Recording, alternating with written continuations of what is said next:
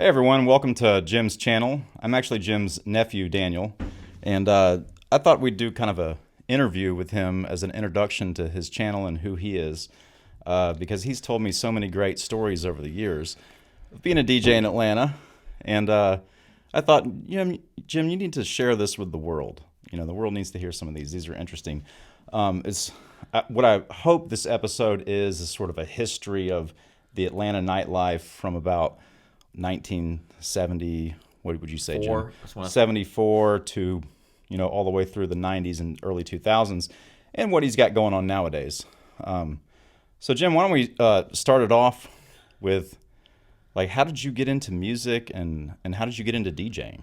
Well, I got to start with my first musical experience that I can remember. Sure. And I know a lot of people out there, I'm going to say half the people can remember their first musical experience. Mine, I can remember I was 2 years old. And people are going to say, oh, nobody remembers things from being 2 years old.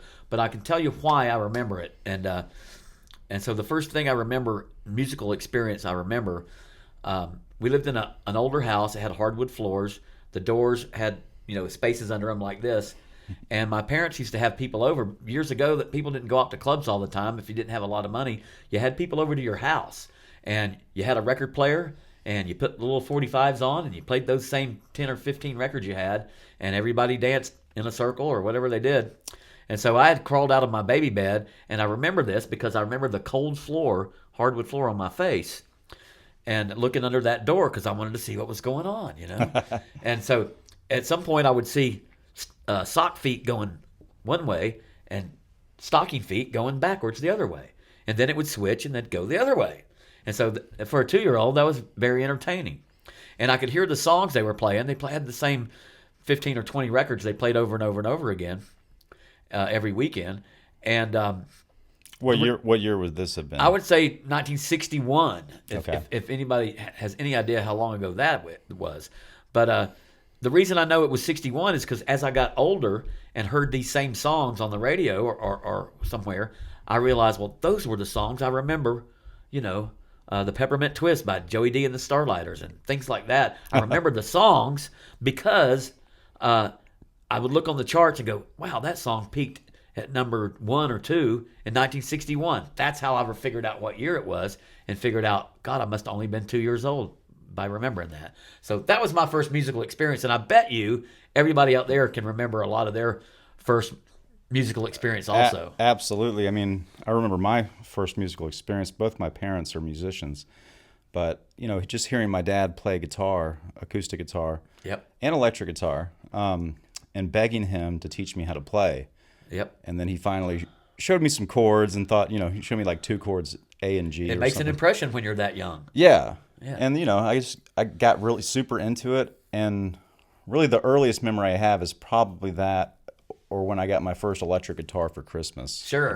How that looked under the tree, just this blue electric guitar with the light shining on it. Yeah, that lights you up and lights up your brain, and it gets the wheels turning, and next thing you know, you're wanting to, learn music, if not nothing else, be a musician, who knows.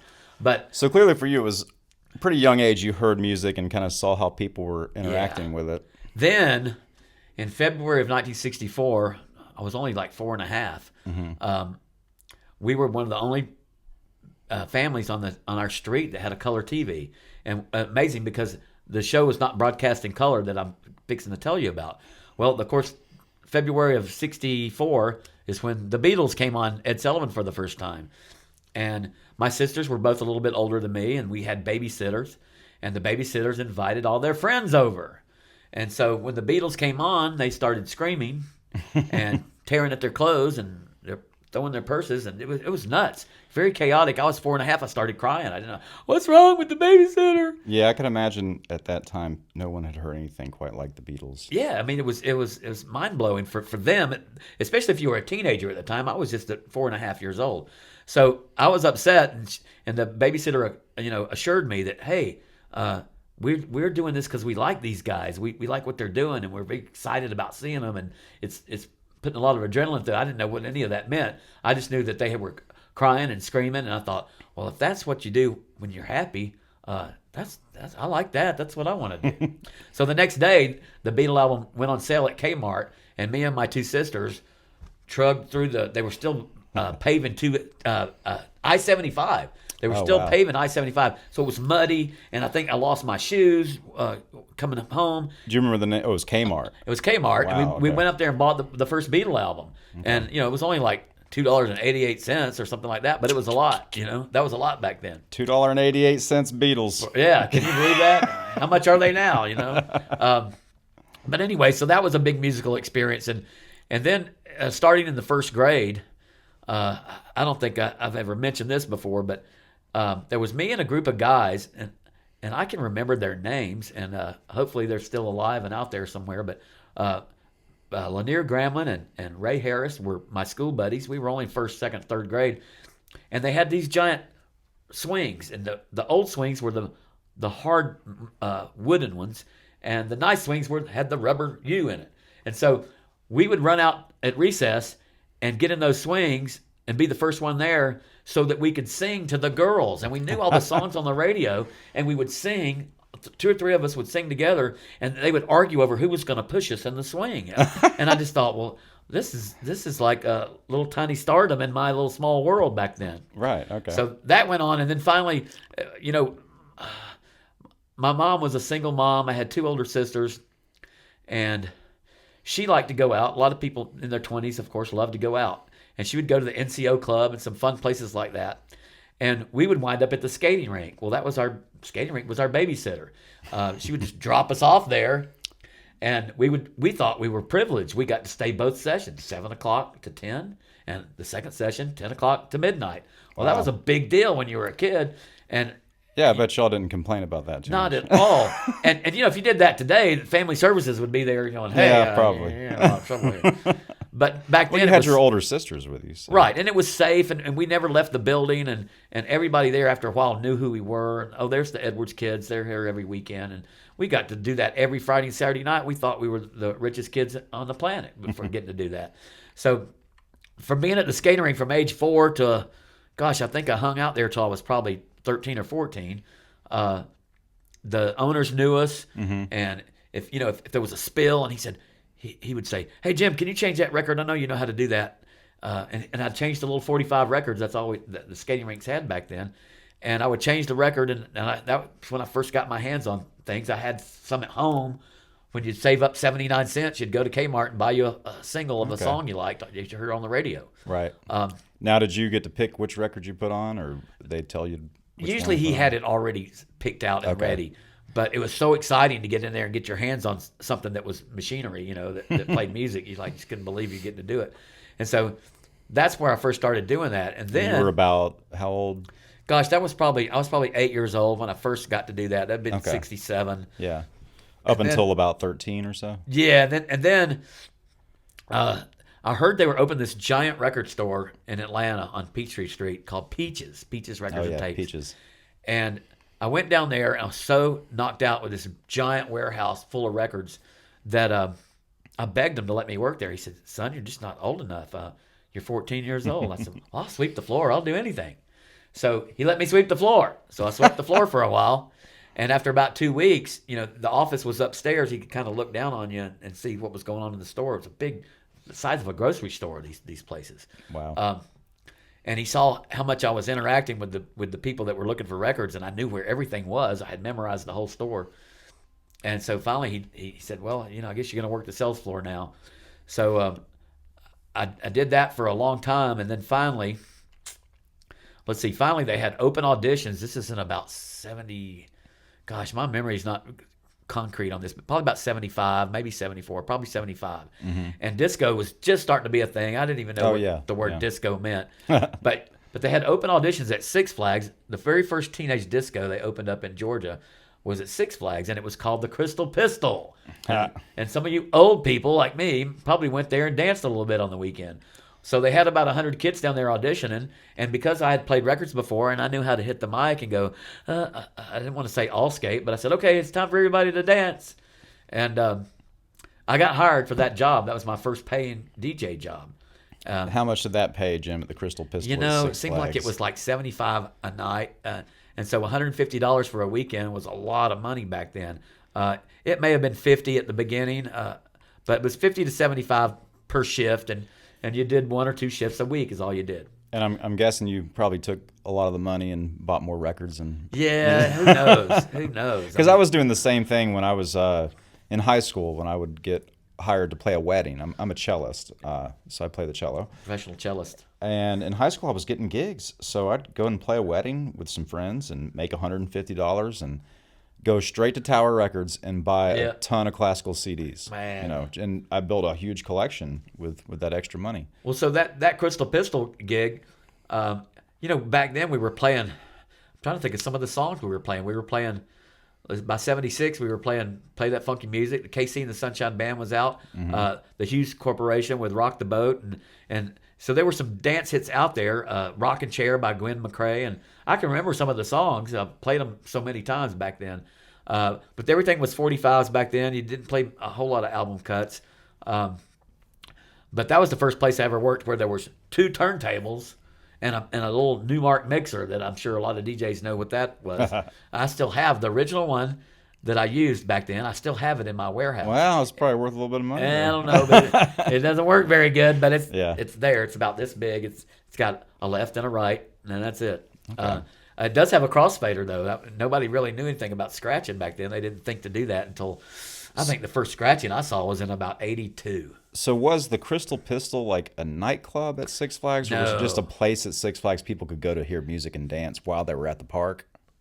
Sometimes they had floor shows in there. Okay. You know, if you need Susie, really hokey, corny crap there. You know, but some people were into that, and then other times they would turn it into this teenage disco, and that's when I would be there. And so when I got through with that place, up in Broadview Plaza down in Atlanta, it's a long story about how I wound up there at such a young age. My father was a driving instructor, and he got me my license when I was 14. So How did he manage to do that? well, just because he knew all the state troopers, and I was born in '59, so they gave you a paper license first, and so if you erased the little L off the 9, it became a 7. So that made me 16 instead of 14. Well, that was good enough for back then. And back then you could get away with that. Now you're sorry, sir, you're coming with us. All right, so you're 14. You got a job. You're driving around. Driver's license. Got my driver's license. And what was after the Crystal Pistol? Where did it go from there? So the club was called Rated G, and it was a teenage disco that was freestanding, and had gotten real popular. You could hear their ads on the radio all the time. You go in there, and the place was hilarious for that period of time. It was cool, but they had blue shag carpet on the walls, on the walls, not on the floor, on the walls. Wow. And they had these. That probably deadened the sound a little bit. It probably did, and they had a parquet dance floor. All dance floors were made out of parquet then. This is before Saturday Night Fever. Mm-hmm. And so I played there for a little bit and kind of learned from some other people that were DJing there. I wish I could remember all of their names.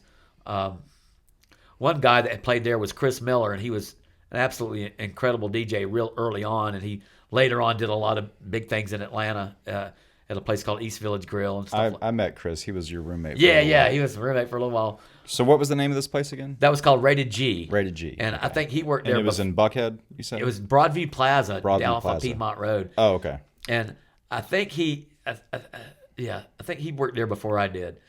So anyway, after that, there was a place that opened up that hung out over the Chattahoochee River called Baby Doe's. And and it had a club at the bottom of it called the Colorado Mining Shaft. And some people may remember that, some people may not. But anyway, I started playing there when they opened, but they didn't open until about 1980. So I left a place out, the Study Hall in Smyrna. I played at the Study Hall in Smyrna. And by that time I was 19 or 20. The names of these places are Rated G, the Study Hall. Rated I think G, they were marketing to. They were marketing to people. the young folks. Yeah. And I liked it because I was a big fish in this little tiny little pond, and all the girls were younger than me. Of course, cutting your teeth on the DJ thing. Yeah, I was just trying to, I don't know, anything for a paycheck for playing music back then, I would do. Right. So the Study Hall was in Smyrna, and it lasted a year or two, and then I wound up at Baby Doe's, and then after Baby Doe's.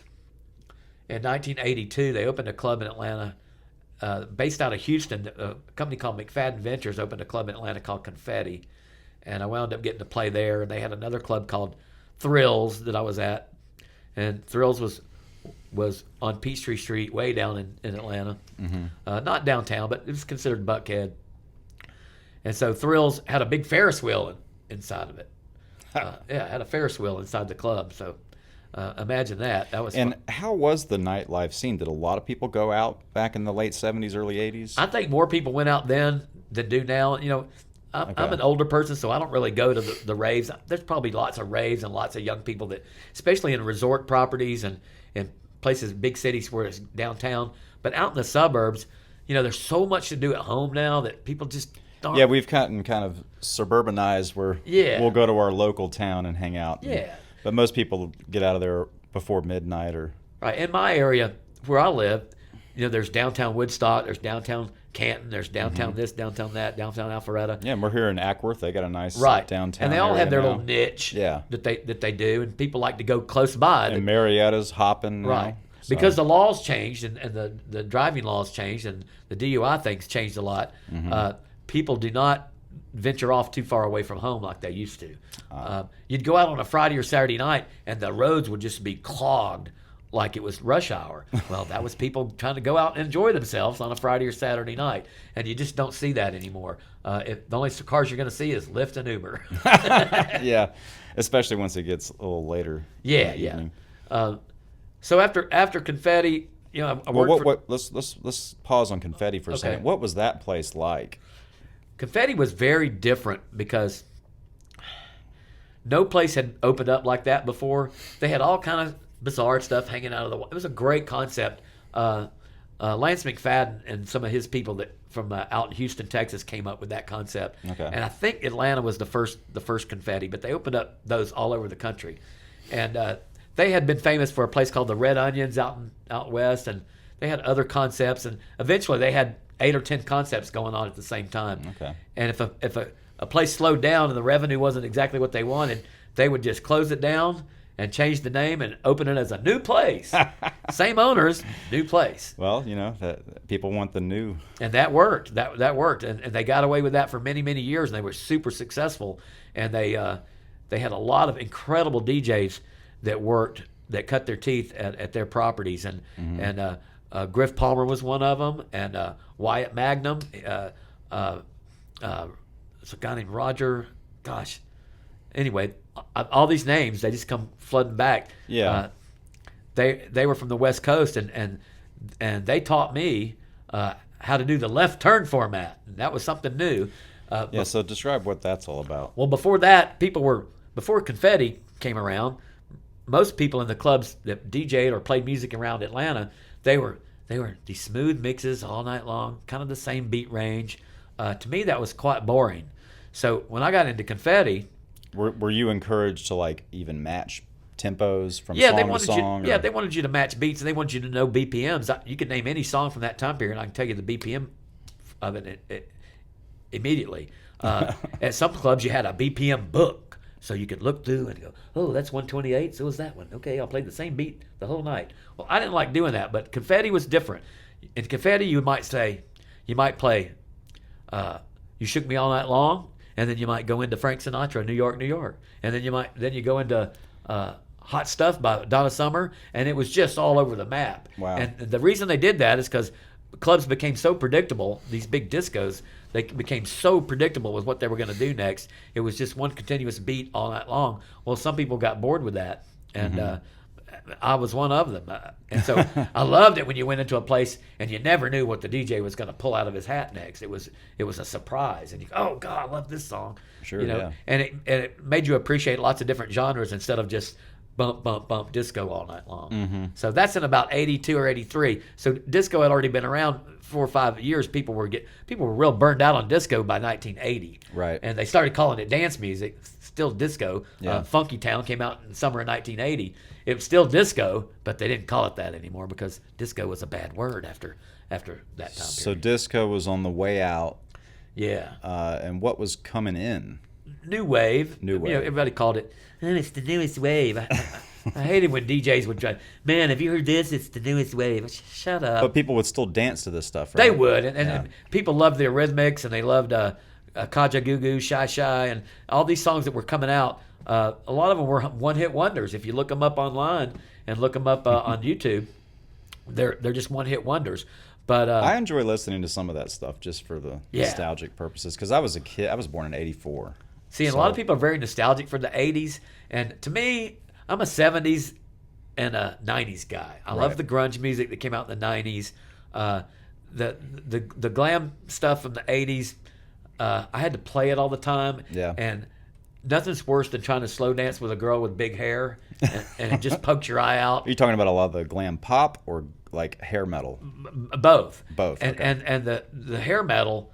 I was just tired of seeing guys in shiny, stretch pants and makeup, and that just wasn't for me. Right. A lot of people really love that, and people that grew up with it, still I can handle listening to big hair '80s now, because it's been so many years. Mm-hmm. But at the time, I was just like, everyone got a little burned out. I was like, come on, if I have to see another one of these guys, jump up in the air and do a Twinkie or whatever, I just can't handle all that. But anyway, I learned to love it, and because I had to, it was the job I had. And in clubs, you played mostly dance music, but every once in a while you'd put on a Poison song or a Motley Crue just to kind of break it up a little bit. Yeah. At least I did. I was a little bit different kind of DJ. I was a video DJ before that was a popular thing to do. And when MTV came on the air in August of '81, it changed everything for me. And yeah, they started playing music videos. Right. And in the beginning, which there weren't a lot of then, but I was using a carousel slide projector, okay? And I would go out and take pictures that had something to do with the lyrics that were coming up in the songs. You dropped the bomb on me. We'd take army men and set them up and set the helicopter on fire and take pictures of it. And it was silly, but it worked. And it gave them something to look at while the slide would change. And music. Okay. If you go to Johnny's Hideaway in Atlanta, in Buckhead, they still have an old-fashioned slide projector, and they have photographs of Frank Sinatra and all the old. Isn't that the Cougar Bar, Jim? It was. I don't know if it still is. It gets the reputation. I think I'm past Cougar time. It's not at my age. But anyway, they're still thriving and doing great. But they have a slide projector that they've had for probably, gosh, they opened in '79. I think they got the same slide projector and the same slides. I don't know, but a lot of young people go there because they know that old music. And we'll talk about that sometime. Yeah, because you did work there for a while. I did. I have a couple of years. I was there in probably '09 and '10 a little bit. Okay, so later on. Yeah, so later on. But, clubs in the '80s were just bizarre. Yeah, when I hear you tell me some of these stories, it just seems like it was a real happening time. Right. Especially going out in Atlanta. It was a big deal because there was no internet. There was no... all the stuff that you do at home now, you had to go out to do. Mm-hmm. And but there was some, I always think of the '80s as kind of like everyone felt like we were in the future because we had some technology that came out. Yeah, the CD came out later in the '80s or mid '80s, and Apple was just now getting going, and people had music in their car all the time. Right. I don't know. I guess going out must have been a real treat, or. It was a big deal, and you looked forward to it. You'd go out. I went to a place called the Merry-Go-Round and bought what I called temporary clothing, because it would only last a month or two, and it would tear up in the wash, and you're like, oh. Yeah, I remember you coming over and you had all these bizarre parachute pants, and these stonewashed jeans. In the '70s, you had these satin shirts that made out of satin. I mean, they would just blind you if somebody put a light on you. But everybody liked that stuff, and as a DJ, I felt obligated to wear it. Well, and it was probably part of the fun for them to wear something wacky, go out to a club, and it was, and that was half of the intrigue, and the big hair too. Yeah, well, like I said, I wasn't a big fan. I always looked for people that still looked kind of normal and didn't do all that. People think that everybody in the '80s had spiked hair. Not everybody, just the people you see on the old videos and stuff, mostly. And entertainers had a lot of that. But going back to the clubs in the '80s. Yeah, we were talking about Confetti. Well, yeah, and at Confetti, one of the other things they had techno pop dancers that would get up and do "She Blinded Me with Science" and they'd do all these dances, and they'd come out in smocks, and it was a whole routine, and people just loved it. Oh, to me, I thought it was kind of hokey. Yeah. But everybody was enjoying it, so I'm like, okay, I enjoy it too. And then there was all these clubs that had lip sync competitions until you just Oh yeah, I forgot about until you that. just could die. Like, please. Well, of Yeah. course, I won one of them here in Atlanta. They had one at a place called Studebakers, and gosh, I won like $2,000 or $3,000. That Yamaha DX7 I have in my living room, that's what I bought with that money, and I still have it. It's never been out of the house. Well, except for when he did take it over here because one of his, I guess he's kind of like a nephew's friend. Yes, a my friend's adopted son. grandson, when he was 3 or 4, completely deprogrammed it and changed the algorithms. I don't even know how he did it. So I brought it over here to this guy who studied the manual for a few minutes, and within a couple of hours, he had it working again. I thought I was going to have to trash the thing. But Yeah, he he got had it. some kind of pitch slider all out Yeah, of whack, I mean, and I had to it was- reset it. And then, But anyway, that's what I bought with that money from that lip sync thing. I don't want to get too Yeah. far off the other direction, but that's what I bought, and I still have that thing. And so I did Chuck Berry, and somewhere in my VHS archives, I have me at Studebakers doing this Chuck Berry thing. And yeah, we ought to post some of those pictures. I think. yeah, that'd be we'll find them. funny. I wish I could find the video. That would be better. But And if you have any pictures of these clubs too, I think that'd be I interesting do. to. I do have pictures and throw some into of the video. some of the DJ booths, and they're amazing. There was a place called Spellbound. Yeah, Spellbound was a big one. You told me stories about. Got to tell you about Spellbound. It was on Covington Highway, right out in the middle of nowhere back in those days. That building is still there. It was a big grocery store before it became this club. And then Deion Sanders either owned it before that or after that and called it Neon Deion's. And, some of y'all that follow sports may know who Deion Sanders is. Oh yeah. And so it was a great club. It was owned, when I was there, it was called Spellbound. It was owned by some Japanese people, and they had money. I don't know what they did, but these guys were serious, and they spent millions of dollars on this club out in the middle of nowhere. I don't know what the motivation was behind that. I'm sure they thought Just a they business venture, could, yeah, I'm sure. business venture. Because, like you said, going out was a big thing, and Right. people would spend a lot of money on it. So when I first started working there, the other DJ that had been there before me, his name was Brad Moss. He was one of the greatest DJs to ever work in Atlanta, and he taught me how to play at Scooters, where I worked before Spellbound. Okay. I'll have to tell you about that later. But we used VHS tapes, and then they had 3/4-inch tapes at McFadden Ventures, and we had cart machines. Cart machines. I'd never seen a cart machine before. They have those at radio stations, of course. You people that do radio know about cart machines. I'm not familiar.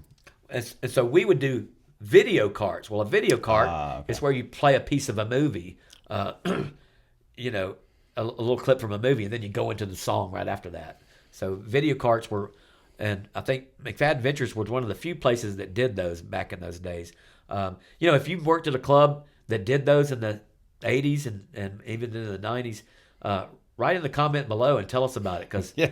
all I saw was where I was at. I never got to go out to a lot of other clubs. Yeah. I would go to New York City every year for the National DJ Convention. Oh wow. And I'd go up there, and you'd get to see what other people were doing a little bit, and you'd visit places like the Danceteria, and Yeah. they had a Limelight up there just like they had in Atlanta in the late 70s. Okay. And the Limelight up there was in an old church in New York City. So some of you may have gone to that if you're as old as I am. Interesting. But you'd go up to New York, and they'd give you a pass. You'd get to see all these different nightclubs. And so it was expensive to get into clubs up there. Back then it was $10, $20 to get in a club. That's nothing today. Yeah. That was a big deal back then. So you'd go to all these clubs, and I saw breakdancing for the first time. This is probably 82. People playing, This was in New York, right? yeah. Okay. The first hip hop and rap. Now, of course, there was Rappers Delight around in '79, but by '82 it was "Don't Push Me 'Cause I'm Close to the Edge," and you had all that stuff that was coming out, Grandmaster Flash and all those guys, and so they were in those New York clubs performing, and you'd see them live, and the guys would bring the cardboard out and put the cardboard on the dance floor, and they'd start that breakdancing that was new at the time. Nobody had ever seen. Now it's in the Olympics. I'm an Olympic breakdancer. Hey. Anyway, that's kind of funny to me.